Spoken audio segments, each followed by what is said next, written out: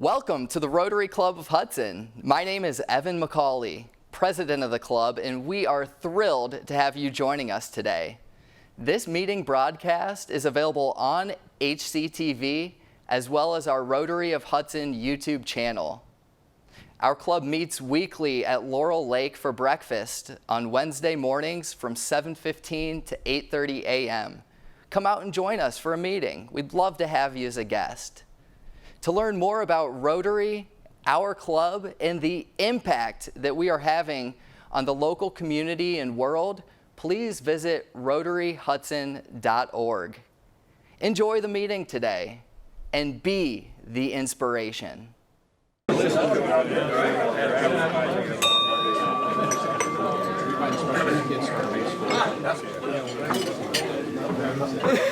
All rise. Oh my gosh. Good morning, Hudson, Rotary. Good morning, Rich. Good morning. Bright and shine, smiley faces, Mimi. You're not filming this, are you?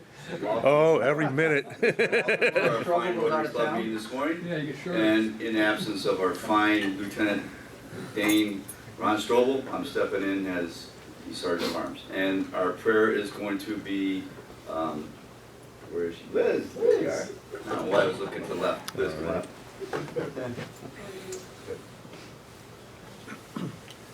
Good morning, everybody. Good morning, Liz. Wow, it's a full house. Okay, let's bow. Thanks for all who are here getting together and knowing each other. Loving Heavenly Father and wonderful Savior, I thank you for your loving kindness. Thank you that we're alive.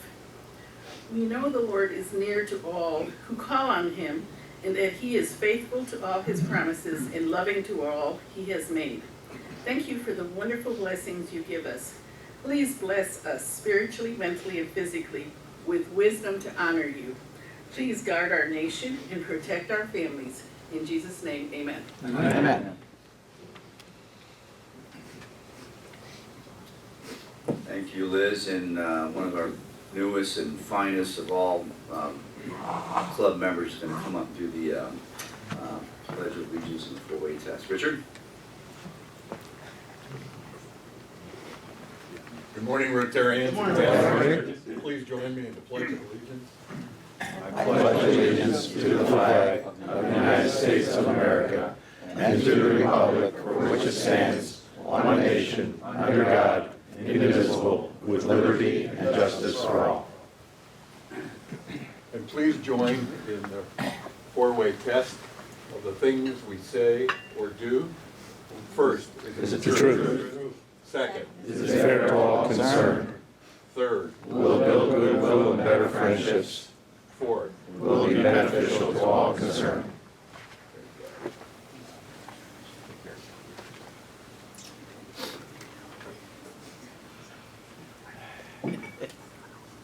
Okay, thank you, Chris. Next is Chris to lead us in our morning song. Thank you, Rich. Good morning, Rotarians and guests. Good morning. All right, in honor of the Cleveland Indians, I just went to their game on Sunday. They had the W, all right, and we want them to make it to the end, right? Last night, too. Last night, too? Great. So we're going to sing Take Me Out to the Ball Game. If everyone would please join me. Take me out to the ball game, take me out to the crowd.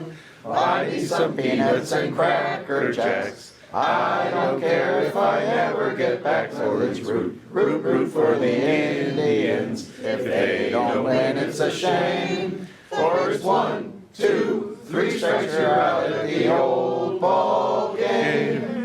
Yeah. How about those tried? They won last night. Unfortunately, the Twins won too.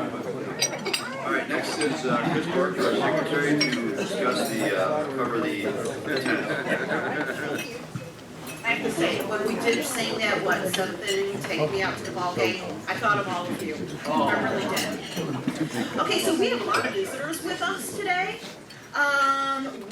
First, I'm going to give a shout out, if they please stand up. We have our Hudson Service morning teachers. We have Marty Bach, Jamie Cosman, Brittany Amier, and Gina Vonville. Thank you so much for joining us. It's nice to have you here. a month. And then we have Becky Reisinger, Marilyn Orr's sister-in-law. We have an honor guest of DeeDee Mulligan, who's going to be our speaker today. And I Red don't means know, go. did Rich Miles sneak Red's in? good. No. The number No, is going up. okay. Well, if I missed anyone, I apologize, but thank you so much for attending That today's needs to meeting and sign. have a great time. And there's the on off and there's the court.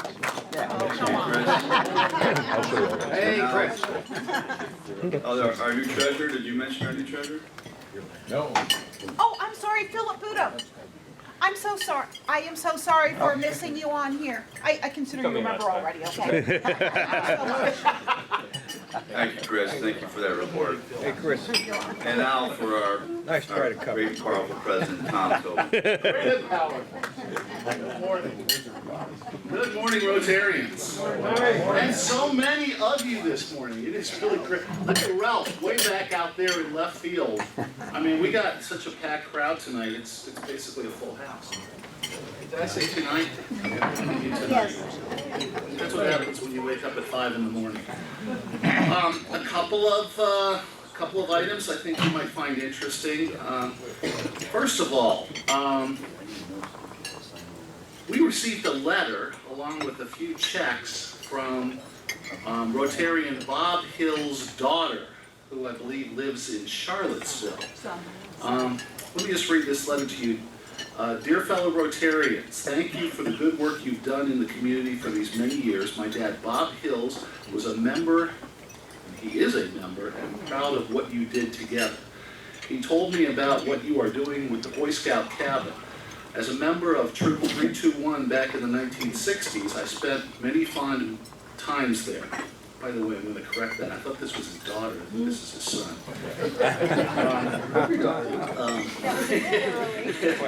This is the signature here.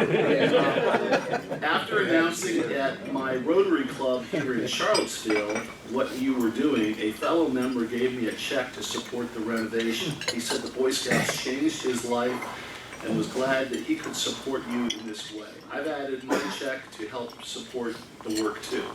All the best with your projects.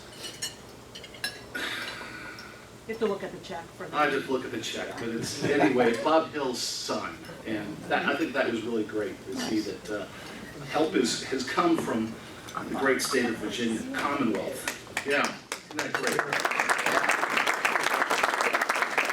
All right, a couple other things. I did want to just mention, I did receive a note from Allison Feaster. She is back in Ohio. She's home. She's recovering from her appendix surgery, and she wishes us all well, and we hope to see her soon. So, also, Ed Sogan asked me to mention that we have this Hudson High School Hall of Fame Distinguished Alumni induction coming up on Saturday, October 5th. It's a breakfast type of event.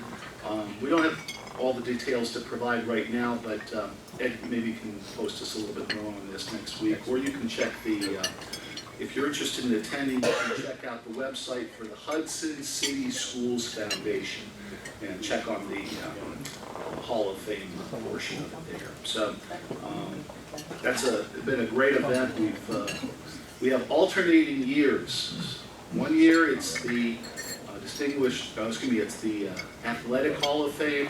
The following year, the odd years or whatever, it's the distinguished alumni, folks who have made more of a mark after graduating from Hudson. So, a really good thing there.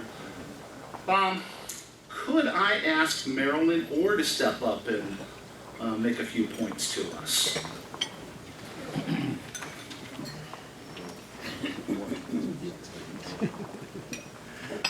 Good morning, Rotarians. Good morning. It's September, and time to start thinking about our gala. Next Tuesday, the second Friday in May, at the at the Hilton Garden Inn in Twinsburg. And we are really hoping to do a wonderful job next year because, believe it or not, it's our 90th anniversary of being a Rotary Club. And so we're going to have a birthday party. But in conjunction with that, we also need to start thinking about who will be the third beneficiary And we would like to have that designated before we approach our major sponsors. It's kind of nice to say that, you know, we'll be supporting again the Gift of Life of Northeast Ohio in conjunction with Akron Children's Hospital, and the program that the Community First runs in support of our high school students, Uncharted Waters. But instead of saying, you know, a hope and a prayer, let's have something concrete that we can talk with them about. So put your thinking caps on. We'll be having the first meeting of the Gala Committee for all of you who are coming back again. It is indeed fun. A week from this Friday at our usual meeting place. The second thing I'd like to speak to you about is Serena. Serena is the most lovely young girl visiting us from Spain, and we have already arranged the 3 families, but those families really do a wonderful job for us at no compensation. They give of their time and their talent and their household and their family, and we know that they're making memories, but they don't have any private time when she's here unless we help. And so if you have an event where you're going to a concert or to an art museum or doing just something fun with your family or just going to dinner, think of taking Serena. The second thing is, she knows some of you because we put her in the greeting line, right? Okay, she goes to the football games on Friday nights here. She's really excited. You'll see her riding a bicycle around town as well. So if you see her, wave, say hello. Let's show her that Americans are friendly. Thank you. Quick question, if we have an opportunity, who should we contact? You can contact Joe or I or the Ackerman family directly. Okay, so Joe or Marilyn, if you have an opportunity to take Serena to an event or to do something with her, yeah, that'd be great. We want to coordinate it through those 2 folks. All right, next we have the service learning class with us this morning, and the wonderful teachers of that program, a full slate of all 4, I believe. Could I ask you folks to come on up and tell us a little bit about what's going on?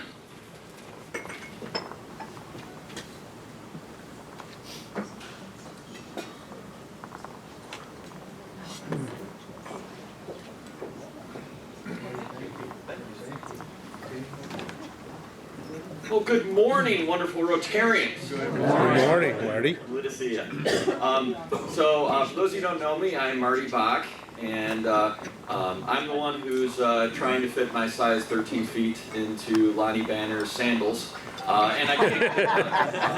I decided, well, you know, she is irreplaceable in many ways, but I'm essentially stepped into her role as the new head of service learning.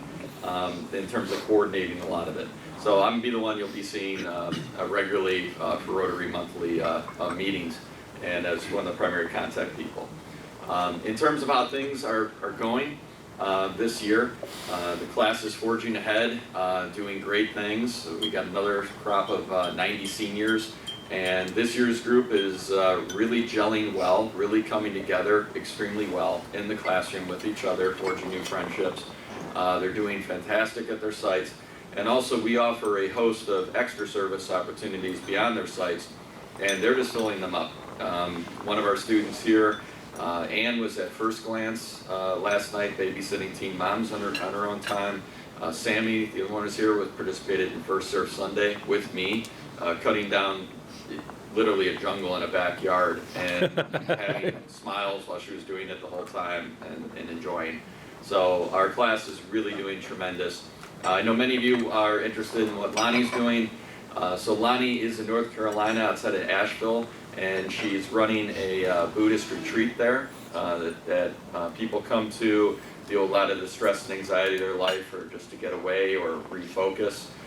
She's there with her now husband, Matt, and essentially what she's doing, she's largely stepping in the role of running it. And she's had to become a Jill of all trades, because they're largely self-sufficient. So she's told me, something breaks down, I have to learn plumbing. Something this breaks down, I have to learn electrical, so she's really enjoying it. Every day is a new challenge, and so she's in the next phase of what she wants to do with her life. So she certainly misses people back here. She said when the school year started, that's when it would hit. And it said a little bit, you know, because things change. But she certainly misses many of you, and I know if you're ever in the Asheville, North Carolina area, she'd love to have you stop by or stop by Windhorse. Good morning, Rotarians. Good morning, Jamie. So, I'm Jamie again, and I'm kind of Marty's right-hand man, although I think a lot of times he'd probably call me the left hand or the left foot. To clarify, Ann was not babysitting Teen Mom. She was babysitting the children of Teen So, to help fill Lonnie's role, and again, my size 12s don't fit in her sandals either. I thought that was a great image that Mr. Bond mentioned. But I am here, and I stepped in to add an additional English class as well.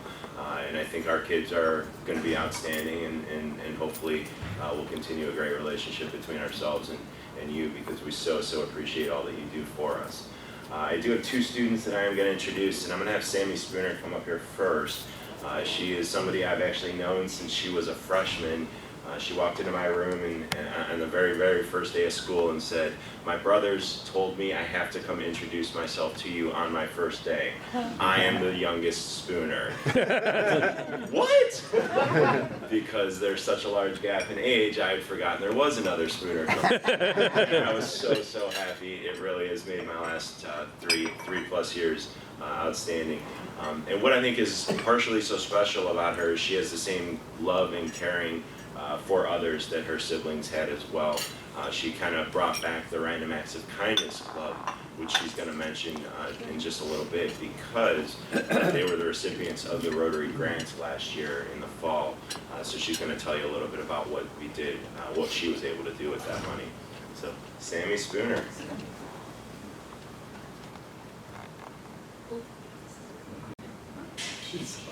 No, it's okay. Good morning, Rotary. Good morning, Sam. As Mr. Cosman said, I'm Sammy. I'm in his service learning class. I have plans to go to OU and potentially go into nursing. At least that's the plan, you know. Never know how it'll turn out in front of blood, since I haven't seen much of it, luckily. Right. Before I start talking about service learning, I would like to thank you guys for the grant that you gave us last year. My club, the Random Acts of Kindness Club, organized a book drive at the school, which collected over 800 books, and with help of your money, a little bit of it went to bagels and donuts to provide that sweet incentive, you know, but most of it went to like English learning cards, because the school that we donated the books to, Louisa Guys up in Cleveland, they said that, there's been a large influx of students who don't really have English as their first language, and having those sets of cards really helped out. But as for my site, I am up at Haven of Rest Ministries in Akron, and I'm working with the kids in their daycare while their parents take classes. And oh my goodness, these little kids are so cute. They're like 3 and below. There's this one little baby, Micaiah, he's like 9 months old. And to give you a perfect little image, there's like chunky babies, right? And then there's chonky babies. And Micaiah is a chonky baby. He's huge. I don't think I've seen a baby this big. But he's great. He just kind of sleeps and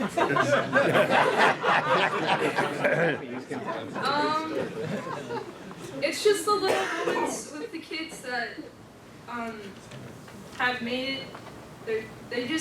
They're so innocent and cute, and it's great. I don't really know what else to say. You've done good. Thank you for your time. Goodbye, Rotarian.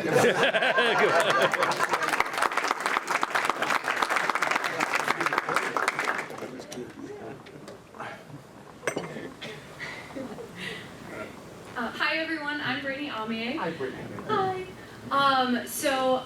My role in service learning hasn't changed as much as Jamie and Marty's has, but I'm still really excited for the year. I have a weird seniority now, which is very strange.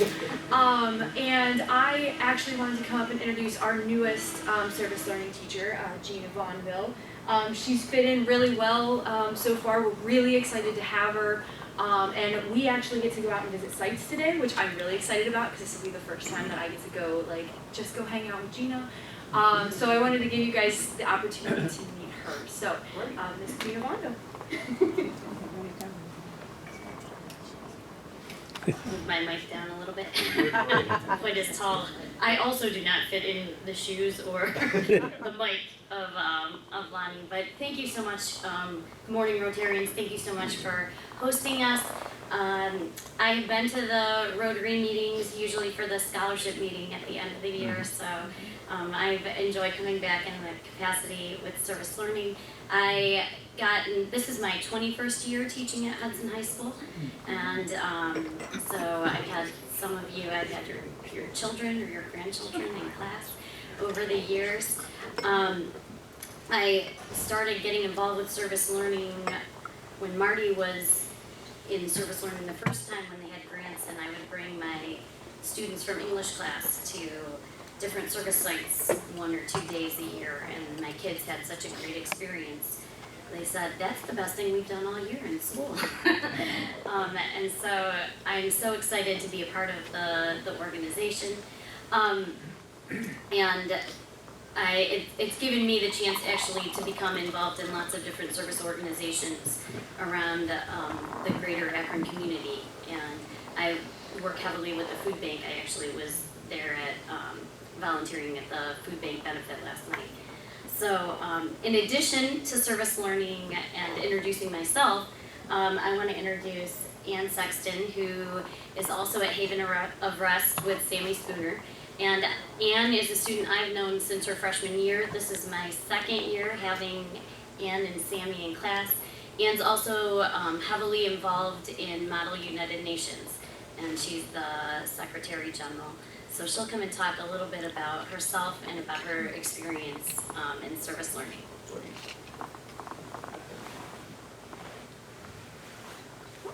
Oh my gosh, okay. Good morning, everyone. Good morning. Like Mrs. Bondo said, my name's Ann. I've been volunteering for a while now, but service learning is the first meaningful volunteer experience I've ever had. Because I've just helped out around town, as most of you do, and I was just doing stuff just to, stay in NHS and, kind of like that. But this year alone, I've already met a lot of great kids at Haven of Rest. I've met Makai, which Sandy was talking about. He is very chunky, but he's a great little baby. He was actually the first experience I've ever had holding a baby, and that's a valuable life skill that I never would have had. Yeah. I mean, just yesterday we had a little baby come in who was 7 months old. And it was heartbreaking because she was covered in bruises from head to toe. But we are able to get her the help that she needs, and without the guidance of the kinds of people that we're working with, then we don't know how badly her life could have gone. But thankfully, she will be getting better and getting help. And that's the kind of meaningful experience that service learning can teach you to have. After high school, I plan to go into video production, so I will be back next week to help Mr. Field with video production.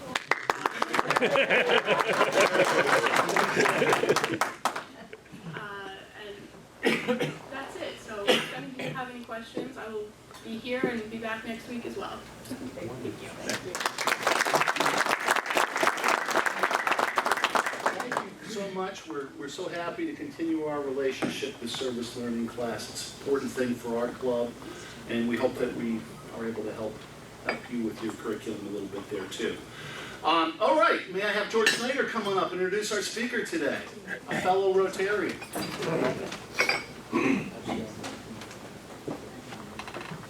Good morning, Rotarians. Good morning. And also welcome to our guests.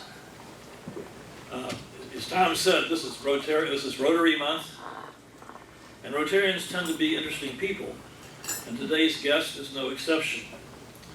Former Clock Tower President DeeDee Mulligan has been a business writer for many years. However, two events in 2001 changed her. These were the Enron scandal and then later that year 9/11, which led her to write a novel about a hard-charging woman with only one goal, and that was to become CEO of IBM. And who knew that DeeDee was predicting the future?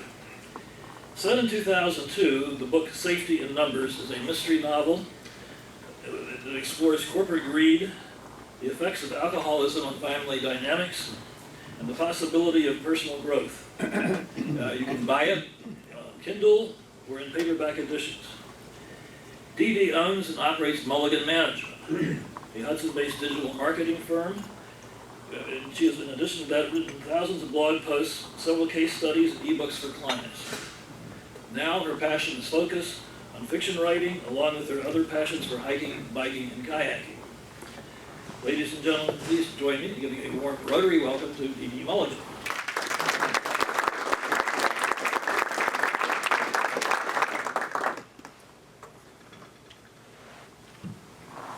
Thank you, everyone, for coming. This is such a nice, big crowd, and so many nice faces that I recognize in the crowd.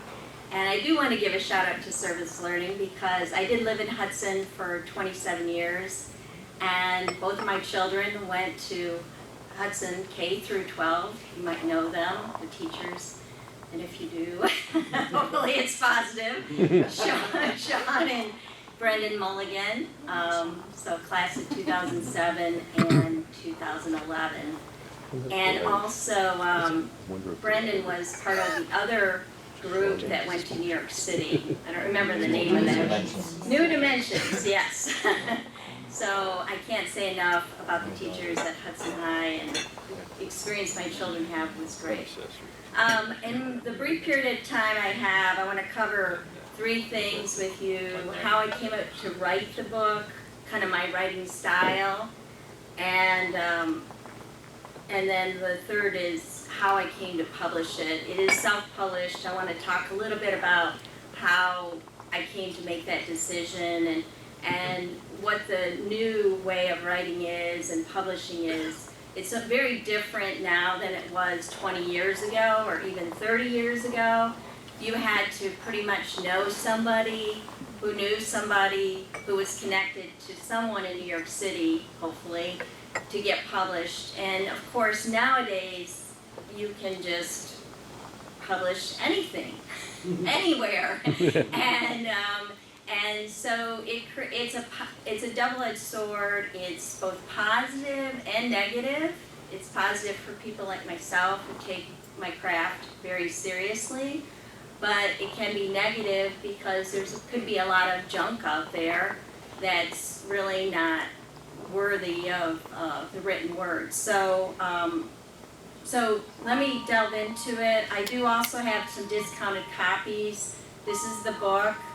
I probably don't have time to read an excerpt, but I have a website, DeeDeeMulligan.com. I also have some business cards, and I do have a preview of the excerpt there. So you're welcome to delve into it there.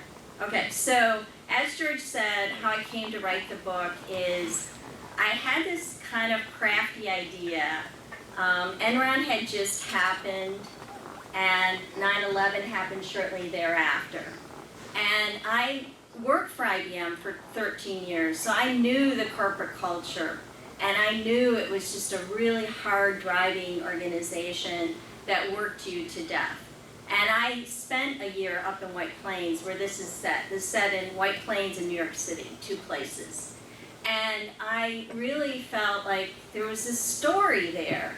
And how I came to think about it was, I just thought, this woman, she kind of has everything on the surface, and it's kind of like a duck underwater. Like, she's looking good on the surface, but there's a lot of rotation underneath the surface. And what happens is this is set in 2002 where there's a lot of paper. We were still faxing back in 2002, which people don't remember that. And she is thinking, she's the CEO of CFO of IBM, room to be the CEO. And she's looking at the financials in a file folder, very thick file folder, and she's thinking they're going to have a profit. And she's excited because it's 11 quarters straight of no profit. So she's really excited about this opportunity, and she happens to be searching, and in White Plains, the executives had stacks and stacks of file folders on their desks. I mean, they had their own system, and they obviously had one or two assistants too to help them. So she happens to be looking for something, and she sees this file folder, and it says second quarter financials, and it has LH, which is her boss's initials. And she's thinking, I wonder why his financials are here. But it wasn't uncommon for you to exchange files on the executive floor. That was just kind of commonplace, because remember, it's 2002, a lot of paper shifting around. So she opens the file folder, and this is where the mystery starts. It doesn't even match her financials at all. And she's like, how can this be? So this is where the story starts to go and unravel. And it's set very fast paced because it's only over 10 days. And she's trying to figure out, are my financials false or are his financials false? And if his financials are false, why does he have these financials? And so it is pretty much a corporate thriller. I don't want to delve into all the plot line, but I really wanted to bring into bear how, and now we call it mindfulness. Back in 2002, it wasn't anything called mindfulness then, but it's really how you can get caught up in all this corporate stuff, and in the end, it really doesn't matter, because you have to live your life, and you have to really learn to figure out who to trust and go on and be aware of your life. And so there's a scene which I experienced too. Shortly after 9/11, I went down to the place, and you could get a ticket, and you could actually stand up over a platform, and you could see, you can't see all the destruction, but you could look to your right and see part of the blown out Hilton Hotel that was still blown out. And you could see all the quilts and candles and memories, and it was something I can't thoroughly, I describe it in the book, but can't really thoroughly describe because it's indescribable. It's just something that if you hadn't experienced it, it would be hard to explain, but she comes to a realization that life is more than work. And it's over these 10 days that she starts to come to it. So, I'm not a traditional writer. Like, I didn't come up with an outline like, oh, I'm gonna write in this chapter and it's gonna have this peak and these characters. And I knew the characters in the beginning and I knew how I wanted to end it, and I just started writing. And I've talked to other writers since, and there are a segment of writers that write like me. And you just end up doing a heck of a lot of editing. And you have to realize that your first draft is going to be crap.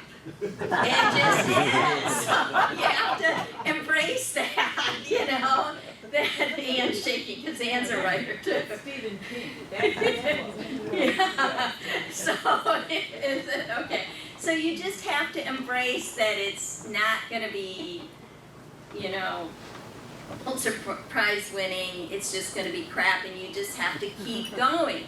So, so it is a thriller. It is a corporate thriller. It is fast paced. And it's not a thriller like a Stephen King, like, you know, you're like, bad, but you are kind of on edge. And we have, Ann and I are in a wine club, and one gal bought it. She left my house at 11:30, and she read it till 4 o'clock in the morning. So I've had a couple of people like that. Like, they're like, what happens next? I have to know what happens next. And for a writer, that is the absolute best place to be, because you want your audience to go, where is this going? I don't see how this is all going to come together, because the plot line seems very disparate in the beginning. And your end of chapter 6, you still don't know where it's all going. And I haven't even introduced thoroughly the antagonist yet. So I'm just developing. So, but what I learned in the process is really 3 things. First is, if you decide to write anything, if you decide to write a memoir, a book, a business book, whatever, or if you're already writing something, you have to look at it through the reader's lens. And the reader is going to always ask one question: why should I continue reading this book? And if the answer is, and it's not clear in your mind why they should continue reading, you need to do something different. You either need to shorten it, lengthen it, drive the character faster. So when I first wrote my first few drafts of my first few chapters, I had somebody, there's a great writers group right here in Hudson Library, by the way. It meets on the 4th Wednesday of every month. And I would really recommend you going to it if you're interested in getting really good feedback from other people that are writers. And one of the ladies there said, "You're writing so fast that I feel like I'm in, I'm just like this. And I need to take a breath." So I almost did too much character development initially, driving the plot line too fast. So I learned the balance of moving the plot line and the characters forward, but also balancing giving the reader a respite from time to time. And that was really valuable knowledge. I also did hire an editor, and the editor did help move the process forward as well. But I did learn from the process there are different kinds of editors. There are line editors and content editors, and I don't know, there's probably more than that. But the person I thought I was hiring I was hiring a content editor, which is a person that can help you look at your overall plot line and make decisions about character development, and do you have too many characters, do you have too few characters in the book, and can you get rid of characters, or should you add somebody? And basically the person I hired was a line editor, so they helped with the grammatical things and some of the structure in the chapters, but they really didn't help with the overall, oh wow, it would be really interesting if you did this or if you did that. But I got a lot of good feedback from my friend Ann and lots of other people that said, I think this chapter needs to be over here, or this chapter needs to be over there, or, that sort of thing. So how I was developing it in my mind didn't make sense for the reader. And if you can take feedback, like I just learned, take it all. You might not use all of it, but I used probably 80% of all the feedback I received. And one lady came up to me after one of the library sessions and she said, "Wow, you take criticism really well." And I'm like, well, of course, you're volunteering your time, you're giving me your feedback, why wouldn't I take it in? I mean, she says a lot of people don't do that. This is their baby and they want it to. So, how much time do I have? Just 10 minutes. 10 minutes? Okay, I'm going to wrap it up with why I decided to self-publish and then answer any questions you might have. So, I went to 2 or 3 different seminars on self-published versus writing query letters. And you can write query letters to different publishers, you can get a literary agent, you can go that route. But I will tell you, that process is pretty tedious and long. And if you don't really care when your novel or whatever work is published, then I would recommend go that route. But there's a caveat with that, especially if you write fiction. So the people that I know that have publishers, and there are smaller publishers now too, they're not just big Simon & Schuster, there's smaller ones. There's smaller ones actually right here in Northeast Ohio. So if you decide to go that route, just be prepared. Now you're tied into a contract generally, and you're expected to produce so many books in so much time. So now the pressure's on. So there was, I don't know if any of you know Amanda Flower. She used to be a librarian at Hudson, and she's now gone off and she's a published author, and she has a publisher, and she does Amish murder mysteries. So specific to Amish, specific to murder, it's a murder mystery. So Amanda, basically, she's under a tight time frame. She has to produce, I think, 3 books a year. And that's a lot of pressure. So she decided she could make it, being an author, make enough money, and you also give up 70% of that income per book. So, but the kicker is, which I was like, what? You still gotta go out and do your own marketing. So you're giving up 70% of your income per book. You're under pressure to produce a book every 6 months or 4 months or whatever.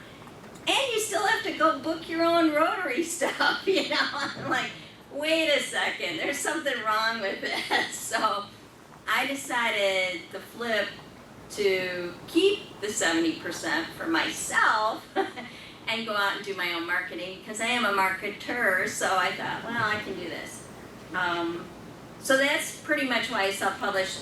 But one last thing I will say is, it's really important if you decide to go and write a book, get a really cool cover, and get a cover that depicts the narrative of the book. So my safety in numbers is a double-edged sword. It's safety in numbers, financial numbers, and then Anne is concerned about her safety. So she goes to New York City, and that's the other part of the safety in numbers. So she's kind of fitting in with the crowd. So with that, You have time to read the next one too. Yeah. oh, I do? Yep, yes, sir. All right. All right, so you can read one from the web, but I'll read this part. Okay, so I'll set this up.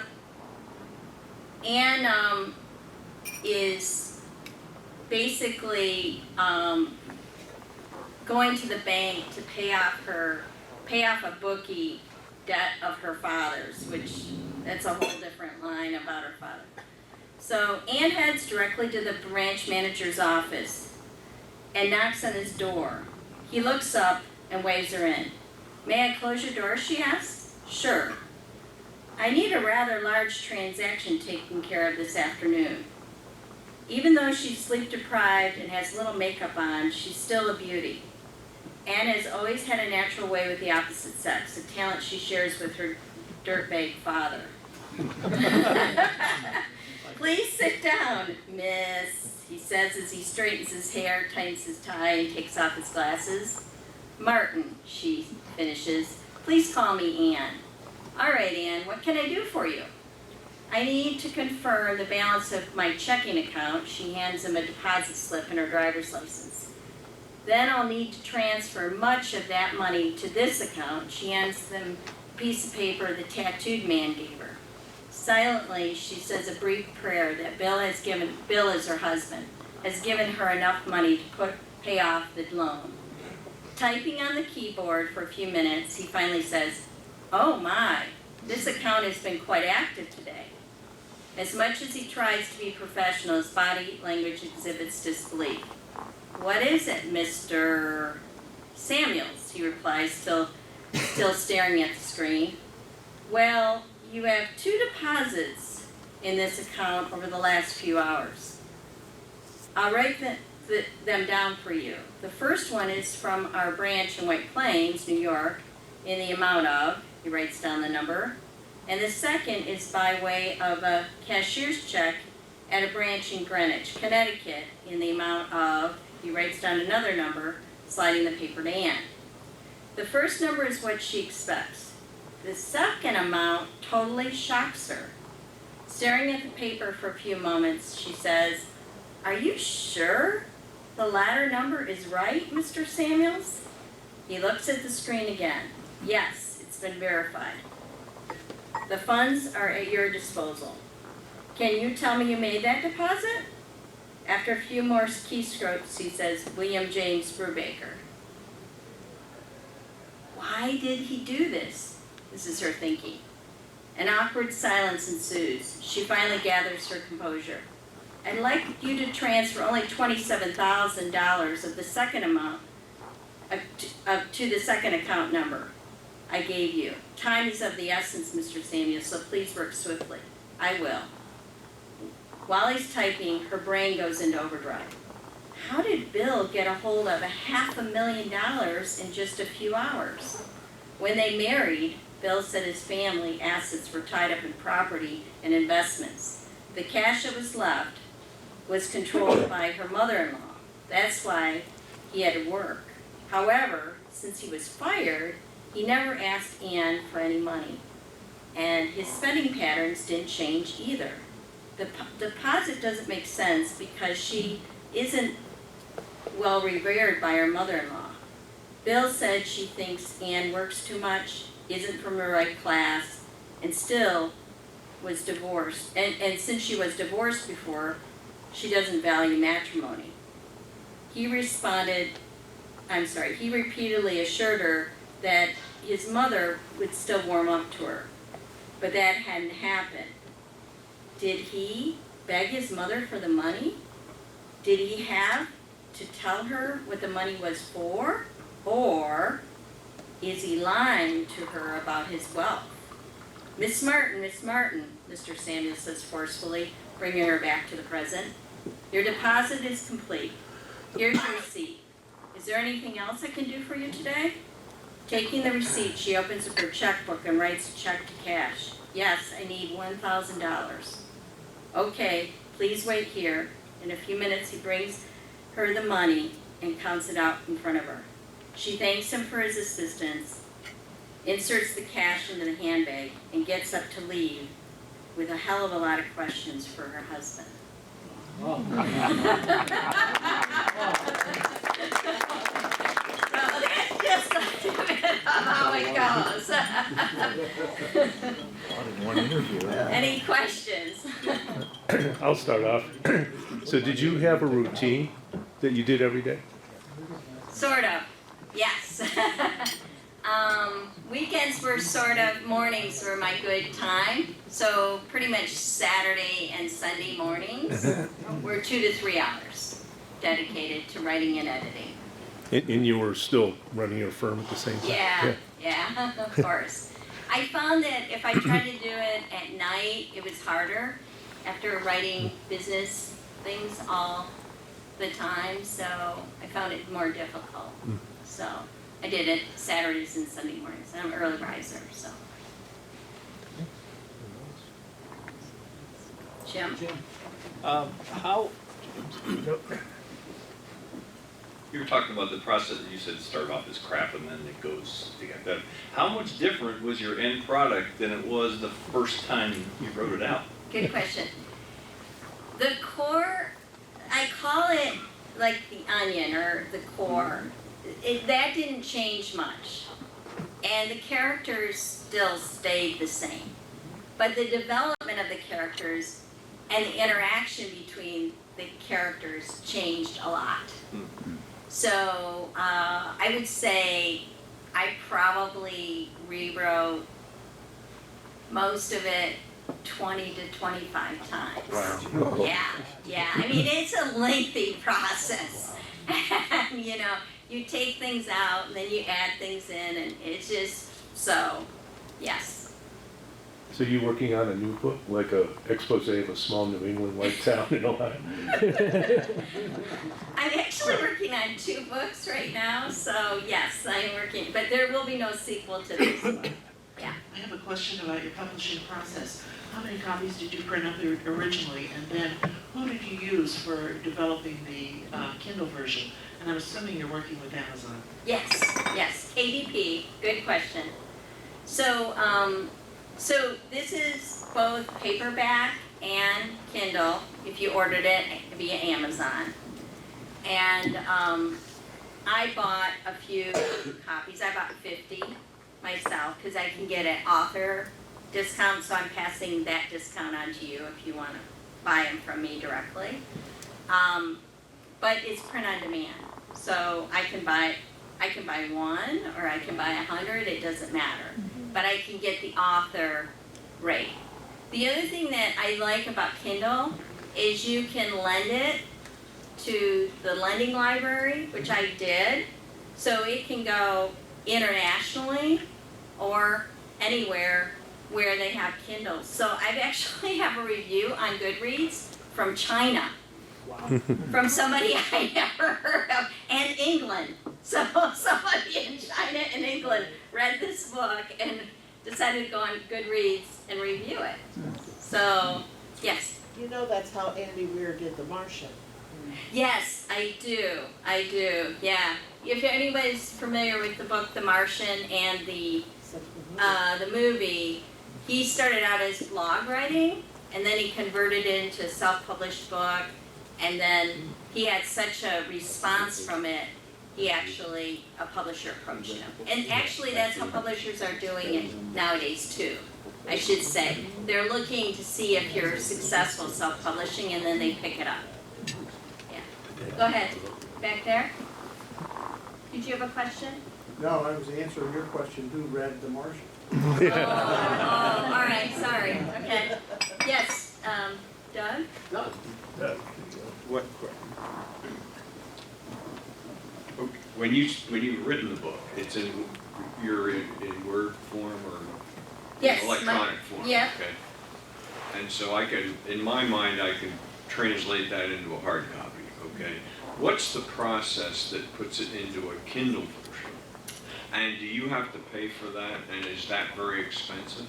Now, you don't have to pay for it. You download the Kindle version onto your computer. No, I'm aware of that, but you as the author, To get it.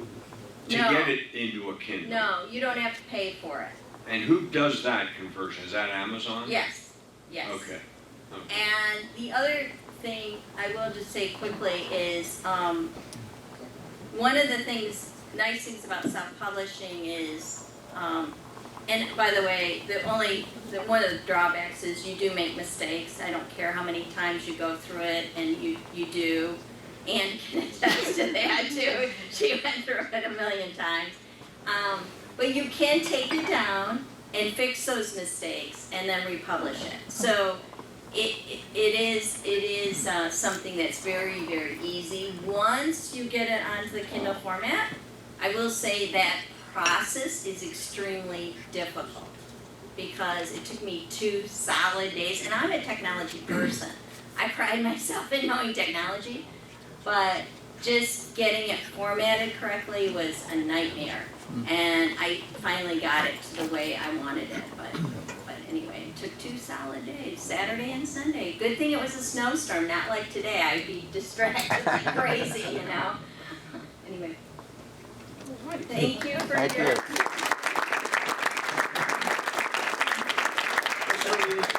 By the way, I was curious, who among us has written a book before? Okay, who of us, Den has? Write a book? Den has. Who of us aspires to write a book? All right, so that's a really interesting topic for us here. All right. I did want to, in honor of DeeDee, I did want to pass along one quote from George Orwell. Writing a book is a horrible, exhausting struggle. like a long bout of some painful illness. One would never undertake such a thing if one were not driven on by some demon whom one can neither resist or understand. So, I hope. And that's just the writing part. That has nothing to do with the publishing and everything else. Okay. All right, so we have Rotabuck now. Let's see. This week's Rotabuck payout $16 with a jackpot of $383. DeeDee, you know how this works. Would you pick a ticket, please? No, Jill. Okay. All right. And the winner is 1877. 1877. Number again. Oh, Steve Watt. It's me, Tom. Yeah. Wow. All right. So happy. Oh, James? Oh, James. All right, let me give you $16. And I owe a lot of money here. all right, James. Please attest there is a black marble. Nah. Not that simple, young man. All right. Oh, I'm sorry. Maybe my turn. Queen of Hearts strap. Picking skills on And let's see. Next week's program we have, remind me his name again. Jim Lechko. Jim Lechko, who is, I believe, the district representative Rotary for Foundation. the Rotary International Foundation. And he'll be addressing us, telling us a little bit about what the foundation does and how it relates to us and what good it's doing in the world. So please plan to attend next week. And let's see, as we leave this meeting today, let us all go out there and show the world why we are proud to be Rotarians. Is there anything else that I'm forgetting? Foundation board meeting. Foundation board meeting is immediately afterward at the Greenwood Dining Room. So everyone's invited to that. Anything else? If not, I announce this meeting is adjourned.